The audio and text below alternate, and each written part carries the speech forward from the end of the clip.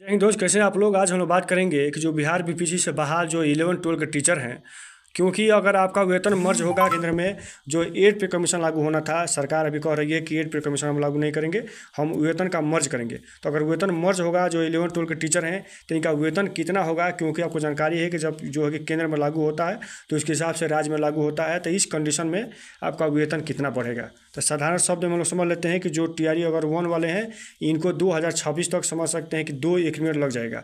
वहीं टीआरई 2 वाले हैं, इनको भी 2 इंक्रीमेंट लग जाएगा। जो टीआरई 3 वाले हैं, इनको 1 इंक्रीमेंट तो कंफर्म लग ही जाएगा।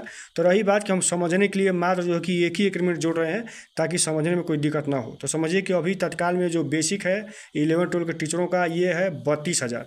तो 32,000 पे अगर 3% इंक्रीमेंट जोड़ेंगे तो ये बढ़ जाएगा आपका 960 रुपया। तो ये टोटल पैसा जोड़ेंगे तो ये 32,960।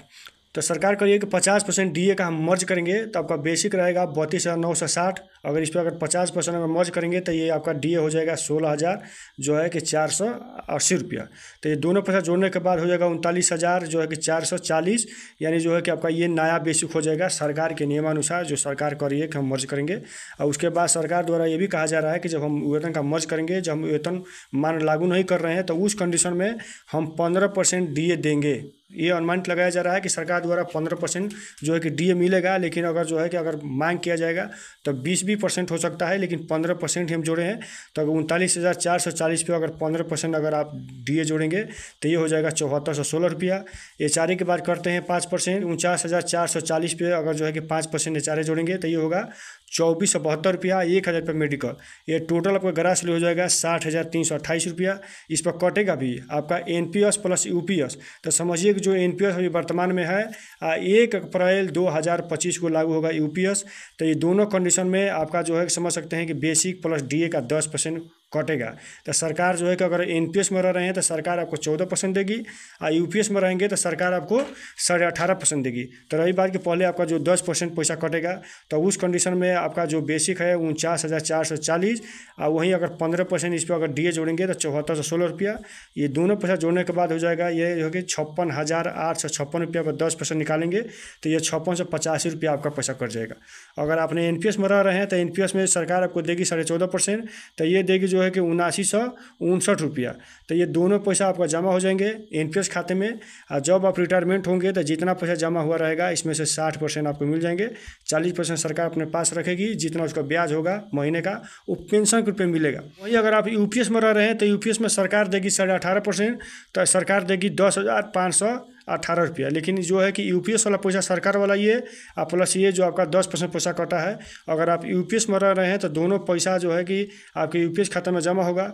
जब आप रिटायरमेंट होंगे तो सरकार यहाँ आपको पैसा नहीं देगी, क्योंकि एनपीएस में सरकार आपको 60% देगी लेकिन यूपीएस में नहीं देगी।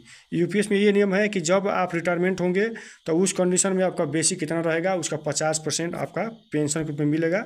तो आप समझ सकते हैं कि यहाँ हम लोग आ गए जो है कि आपका पूरा जो ग्रोस सैलरी है ये हो जाएगा 60,328 रुपया, जिस पर आपका एनपीएस रह रहे हैं या यूपीएस रह रहे हैं, दोनों कंडीशन में आपका 5685 रुपया कट जाएगा।